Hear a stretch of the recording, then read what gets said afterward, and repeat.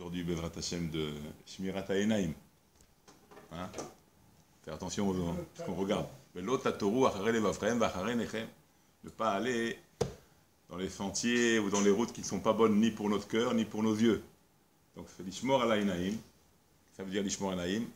On sait très bien que le mot aïn en valeur numérique, ça fait aïn, yud, ça fait aïn 70, yud 10, ça fait 80, 80 et 50, 130. Avec le kollel, le mot en plus, donc ça fait 131. C'est Gematria, le nom du Samer Mem. Samer Mem, Aleph Lamed. C'est le nom du Satan, il s'appelle comme ça. Samer Mem, Aleph Lamed, c'est son nom. Alors si tu fais attention, ça fait 131 également. Donc le mot Aïn, quelque part, c'est lui qui va nous emmener ce problème de ce monsieur-là, de ce, entre guillemets, monsieur, de cet ange du mal, le Samer Mem, ce qu'on appelle. On ne dit pas son nom, il ne faut pas dire son nom, donc je ne dis pas son nom, mais c'est son nom, c'est Samer Mem, Aleph Lamed. Ça fait 131. D'accord? D'accord? Pour dire que l'homme, les yeux, ça attire le mal. Quand on regarde n'importe quoi, qu'on ne fait pas attention à ses yeux, alors on peut voir des mauvaises choses. Et quand on voit des mauvaises choses, ça rentre dans notre esprit, ça rentre dans notre cœur, et on a envie de faire les choses, on est attiré par ces choses-là, et on est pris après par des actions mauvaises, des actions de mal. Il faut faire attention à ça. Okay. Ce qu'on appelle une aïn, ça peut être aïnra, ça peut être nous-mêmes être pris dans un piège. Qu'est-ce que ça veut dire l'aïnra? L'aïnra, c'est tu peux donner aïnra, ce qu'on appelle l'aïnra. Mais des fois, nous-mêmes, on est pris par des mauvaises choses qu'on voit, et ça rentre en nous, le Satan, il rentre en nous. Et on fait des péchés, on fait des graves péchés grâce à la vue. À cause, pas grâce, c'est la cause de la vue. D'accord? Okay. Donc faire attention à ce sujet-là. Vezeu achilou qui dit comme ça, chez Ben Yireh Hashem les posheim. C'est ça la différence entre Yireh Hashem, celui qui craint Dieu et celui qui ne craint pas Dieu. Okay? Parce qu'il a peur de la parole d'Hashem, il craint la parole d'Hashem. Alors quand il craint la parole d'Hashem, alors Enom habite les merachok. Alors il fait pas, il regarde pas de loin ce qu'il ne faut pas regarder. Des fois, qu'est-ce qu'on appelle voir? Voir, c'est la habite. La habite, ça veut dire scruter, ça veut dire voir avec intensité. Hein, avec mamage, tu regardes et tu contemples. Ça c'est, okay. Ça c'est faire attention à ça. Maintenant, si c'est Riya Be'alma, si c'est tu t'es arrêté au feu rouge, d'accord, quelqu'un il passe, bon, c'est pas si t'es arrêté, la joute elle est passée, t'es obligé des fois de voir où tu rentres, tu vas pas rentrer dans un mur. Mais il y a une différence entre regarder et regarder. Il y a deux sortes de regards que tu portes sur la personne. Il y a un regard que tu veux contempler, que tu veux voir si c'est des choses qu'il ne faut pas bien voir, qu'il ne faut pas voir, surtout si on est... Il y a Roé, il y a Mistakel. Il y a Roé, il y a Mistakel, il y a Mabit, les Habit, Abata. Mistakel, ça veut dire qu'il regarde... Okay. Il y a scruté aussi, scruté. Oui, l'Habit, en général, on dit comme ça. Donc, en tous les cas, toutes ces choses-là, donc faire attention des fois, et même des fois de loin, on cherche à voir. Des fois, on voit... Les yeux servent à voir. Oui, c'est à voir, mais il faut voir des bonnes choses. Parce qu'il faut voir des bonnes choses. Il faut chercher à voir des bonnes choses. Parce que si tu vois des mauvaises choses, ça nous attire sur notre corps et sur nous-mêmes, comme on a dit, le samer même, les forces du mal. Après, quand les yeux sont touchés par la vue, après, on cherche à voir que des choses mauvaises. C'est ça le problème. C'est quand tu commences à voir des mauvaises choses, tu es pris par ça, et puis après, tu n'arrives plus, même la raison, tu n'arrives plus à raisonner. L'envie du regard, l'envie de la vue, elle est plus forte que ton esprit. Shalom, quand des enfants ils voient des mauvaises choses dès leur jeune âge, eh ben, c'est dur après de leur enlever de ça. C'est très dur. Parce qu'ils sont habitués à voir des mauvaises choses. Après, ils vont même pratiquer ces mêmes choses-là. Ils vont même les faire, Shalom. Après, ça devient difficile après pour enlever des mauvaises choses. Pour remettre l'homme à une bonne vue, c'est dur.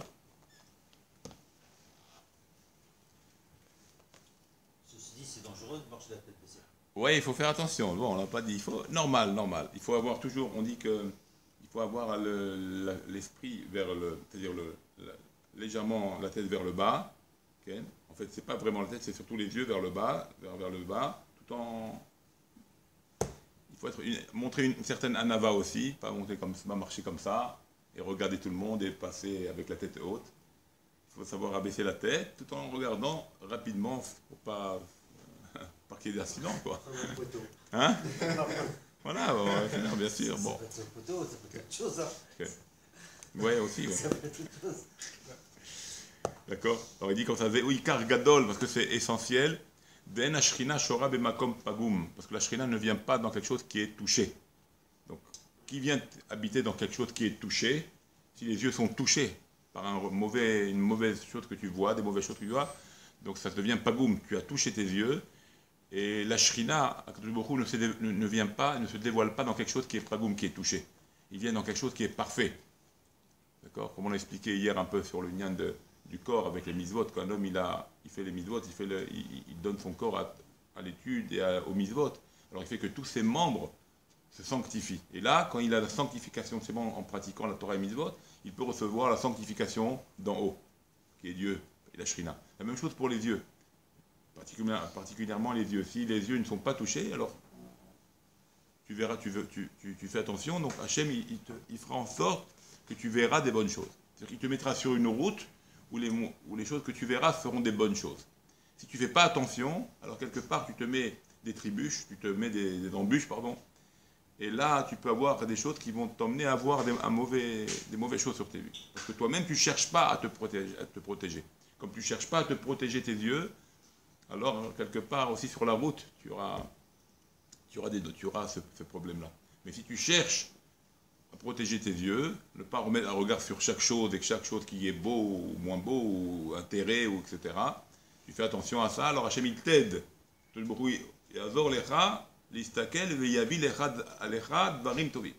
te fera voir des bonnes choses, il t'emmènera devant toi des bonnes choses, pas des mauvaises choses.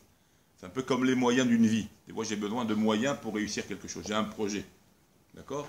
Quand le projet il est sincère, il est bien fait. Alors Hachem, qu'est-ce qu'il va faire? Il va être Gorem Alecha, il va entraîner sur toi des moyens qui vont être positifs à ton projet. Mais si ton projet il est tordu, alors qu'est-ce qu'il fait à Akadosh Baruch Hu? Il va te donner des moyens tordus. Et donc ton projet il sera tout tordu parce que tu cherches le tordu, tu cherches le mal. Alors même les moyens que tu vas utiliser vont être mauvais. Et pour ça, des fois, ça peut tomber, tu tombes, tu trébuches. C'est pour ça qu'il faut un tarlit, il faut toujours donner un tarlit, un bon tarlit. Il faut donner un bon but. Quand on a choisi un bon but, même si on ne sait pas comment aborder, mais on a une bonne décision, on a un bon tarlit, c'est-à-dire on a bien décidé sur quelque chose, alors, et qu'on est sincère dans ce qu'on veut faire, Hachem il va nous donner des moyens, des gormim, ce qu'on appelle, des moyens qui vont être positifs pour réaliser ça. Très important. Un petit peu comme l'histoire de quand un homme il essaye son but c'est de s'attacher à Dieu. Okay? Son but c'est de s'attacher à Dieu. Quand un homme il cherche ça, même s'il a du mal à arriver, parce que c'est pas évident, je marche dans une volonté divine. Pour un homme c'est pas toujours facile. D'accord? Alors il y a des mircholim, c'est pas évident. Mais quand tu cherches sincèrement la chose, tu veux t'attacher. Moi mon but c'est m'attacher à Dieu, c'est de progresser, c'est d'avancer vers lui. Comme c'est marqué dans Tehillim, qui rouvre l'Hachem, il cherche à être Karov l'Hachem. Alors qu'est-ce qu'il va faire Hachem? Si tu lui montres une bonne volonté, il te donnera des bons moyens pour réussir.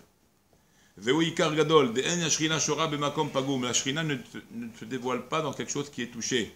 Les firars, donc en l'occurrence ici c'est les yeux, si tu touches tes yeux, la Shrina ne peut pas habiter en toi. Kamar bo'ure mama asem shel tzadikim. Donc regarde l'action des tzadikim. Arouim leidabek beshrina. Shehem metakenim, pardon, evrehem karaoui. Eux, ils font attention à leurs membres, comme il faut. Tous leurs membres, il est contrôlé. Les yeux, ils sont contrôlés. Ce qu'ils respirent, ils ne vont pas respirer des mauvaises choses qui sont mauvais.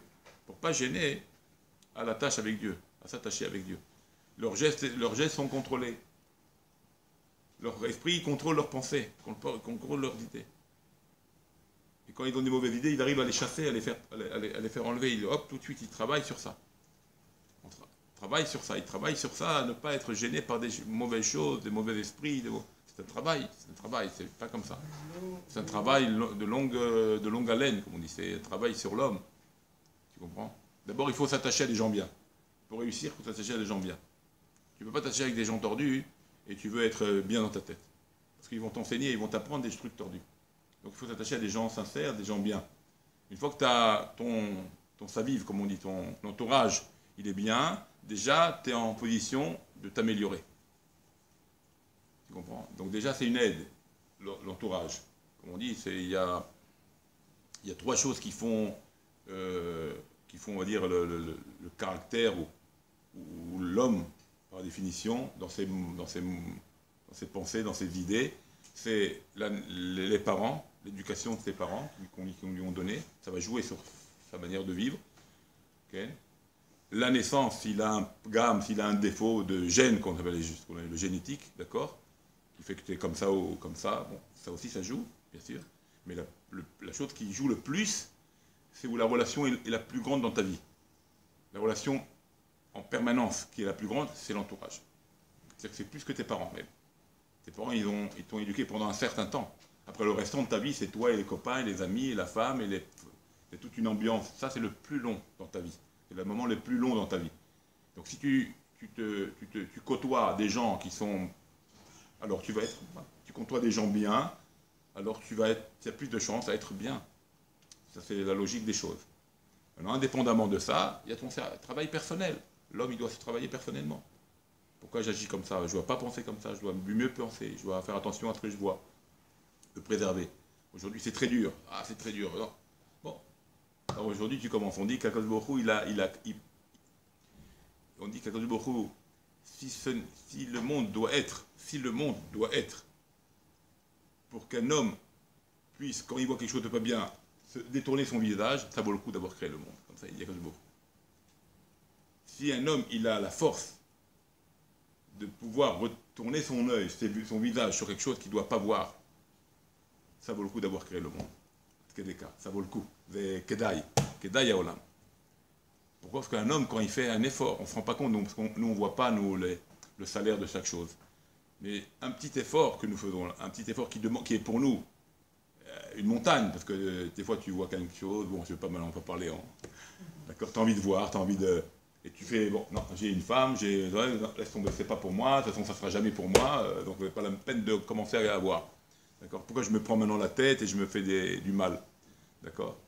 Et tu tournes le visage, on dit que les anges dans le ciel, le monde supérieur, est dans un état d'émerveillement de la puissance de cet homme. On ne se rend pas compte, mais c'est splendide. Un homme qui fait des... qui passe, on cherche à voir la voiture, mais on veut aussi regarder qui c'est qui l'a. Qui c'est qu'il y a dedans. Qui c'est qui est dedans. Et je prends pas du flou. Il faut savoir ça. Okay. C'est pour ça qu'on a appelé Ve'ele Shemotam, c'est pour ça qu'on dit Ve'ele Shemotam, les Maté Réhouven. Okay. Les Maté Réhouven, c'est quoi les Maté? La tribu des Réhouven. Réhouven, c'est les Inyan de Enaïm. Okay. C'est pour ça que la pierre de Réhouven, il me semble que c'est le rubis. Okay. Okay. Parce que c'est le sujet des yeux. Donc tout le tikkun de Réhouven, sa tribu, c'est le tikkun des yeux. Okay. Alors Kemashmao, la shon Reiya, Réhouven, ça veut dire le fils de la vue. Réhou, Ben. Okay. Regardez un fils, regarde le fils. Okay. Alors qu'est-ce que ça veut dire? Dainu Zéat Tzadik Shomer Enav, c'est-à-dire ça montre, regardez ce fils-là qui est Tzadik, Réhouven, c'est le Tzadik. Regardez ce fils qui est Tzadik, pourquoi? Parce qu'il fait attention à sa vue. Okay. Il ne regarde rien de mal. Il ne regarde rien de mal. Comme c'est marqué, Uritem Oto, Zachartem et Kol Mizvot Hashem. Il regarde, Uritem Oto, quoi Uritem Oto? Les tzitzit. Au tzitzit, Uritem Oto, on n'aurait pas dû dire Oto, Uritem Otam. Les tzitzit au pluriel. Uritem Oto, pourquoi Uritem Oto? Pour dire que Oto, ça va sur Dieu. Uritem Oto, tu verras Dieu comme ça. Si tu fais attention à tes yeux, Uritem Oto. Okay. Et là, tu pratiqueras et tu te souviendras des mitzvot Hashem. Velo taturu acharei levavchem, v'acharei lechem, comme on a dit. C'est ça qui dit, Amabit betzitzit, celui qui regarde les tzitzit, alors il se rappellera, il se souvient donc des mitzvot, et les mitzvot vont l'emmener à voir des bonnes choses, à se souvenir des mitzvot, donc il a envie de voir des bonnes choses, de pratiquer des bonnes choses, et donc ça va l'emmener à s'écarter d'une vision de mal.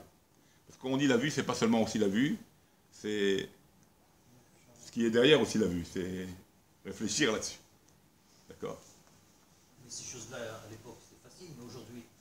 C'est dur aujourd'hui, plus dur qu'avant, bien possible. sûr. C'est pour ça qu'il dit Kadosh Baruch Hu qu'aujourd'hui, les Ramis ne croyaient pas qu'on est une petite génération.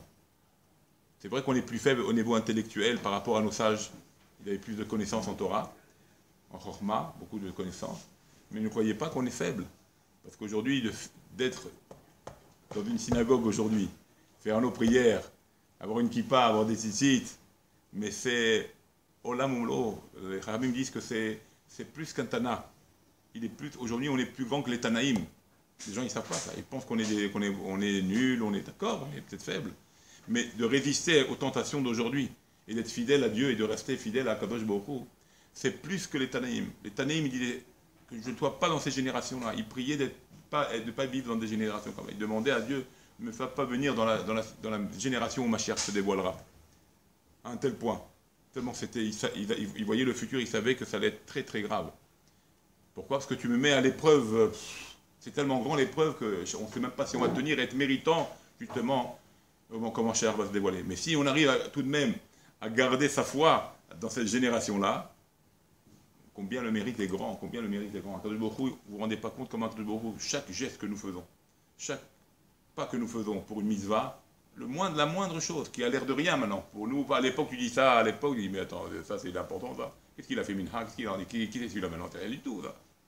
Vous ne vous rendez pas compte rien que de venir, d'être dit, je suis venu au Beth Midrash, je suis venu à la synagogue, j'ai fait l'effort de venir.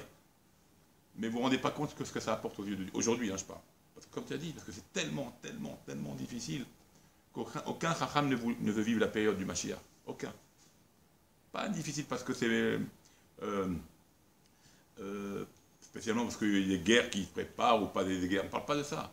Tellement la génération va être difficile, on va tellement descendre très bas au niveau spirituel que de vivre cette époque-là et rester religieux, c'est presque impossible. C'est même impossible. Et quand bien même, voilà, bon, Hachem, on est là, on s'accroche.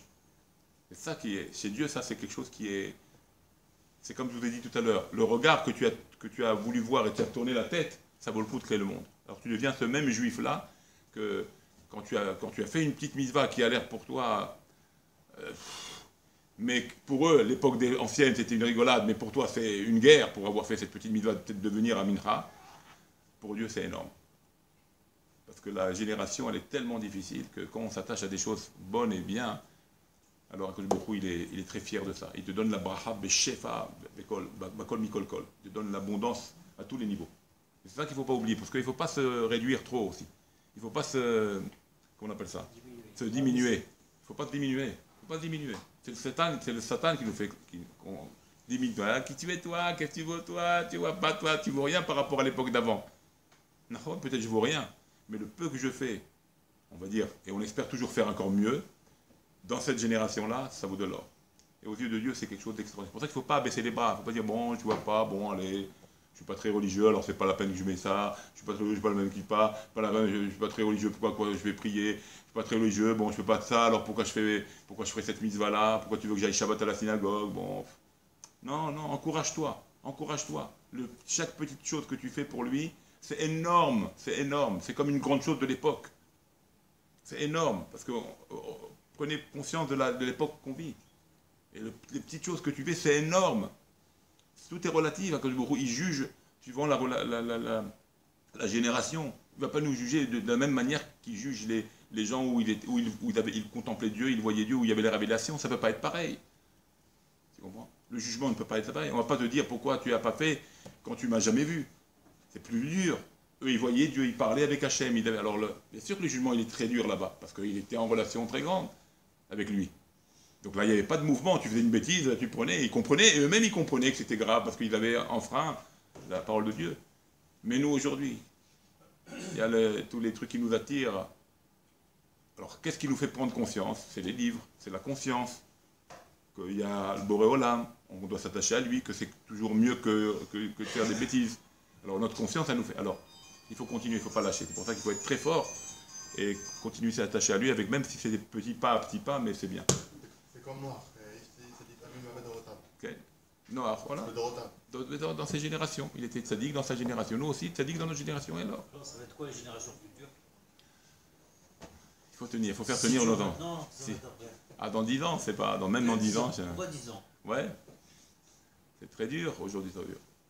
Ce qu'il faut espérer, c'est toujours montrer quand même le... C'est pour ça qu'il faut toujours... Moi, je dis comme ça. Tu veux éduquer un enfant, par exemple. Si tu montres, toi, le minimum, alors qu'est-ce que tu espères de ton fils? Il peut être... Il va, et en tout cas, moins que le minimum. Si tu donnes moyen, tu peux dire, bon, où il devient comme moi, mais où il peut descendre encore dans le minimum. Si je tape haut là-bas, je mets haut là-bas, alors au moins, même s'il n'est pas comme moi, on espère d'être comme moi, mais s'il n'est pas comme moi, il tape au moins 1 degré de moins. Il ne va pas tomber totalement. C'est pour ça qu'il faut faire, c'est pour ça qu'il faut montrer à nos enfants qu'on fait, que c'est important, même si on n'est pas à 100% là. Mais faites au maximum ce que vous pouvez, vous, les parents, nous les parents en fait, nous tous, pour que les enfants au moins ils retombent sur un équilibre, on va dire, bon, il est peut-être pas, mais c'est pas grave, au moins, il croit en Dieu, il est fidèle, il marche droit, il fait attention. Au moins ça. Tu comprends? C'est ça qu'il faut espérer aujourd'hui. C'est pour ça qu'il faut essayer, parce que la génération, comme tu as dit, elle va dans le sens contraire, elle va en descendant. Donc il faut monter, nous les parents, on doit monter la barre, on doit monter haut. Même si c'est maintenant, on ne ressent pas, on ne voit pas, on n'est pas intègre avec la chose, c'est pas grave. Fais semblant au début même, pas grave. Fais semblant, joue le jeu. Et après, toi-même, tu vas t'en prendre dans ton jeu. Tu vas te prendre dans ton jeu et tu vas aimer, parce que, bravo, et tu vas te prendre dans ton jeu et tu vas aimer Bassov. Même toi, tu vas aimer Bassov. Tu vas dire, mais attends, c'est super ce truc-là en fait. C'est beau la Torah, qu'est-ce qu'il y a maintenant? T'amour, qui t'a Hachem. T'amour, goûtez, vous allez voir comment c'est bon. On n'a jamais goûté, on n'a jamais mis à fond. Malo, mais c'est un eau, quoi. Tu vois? Et au moins qu'on donne à nos enfants, au moins cette envie de dire, ah, après tout, je voyais mon père, je voyais ça, ça nous faisait plaisir. Au moins tu donnes ça. Bezrat Hachem, chaque jour,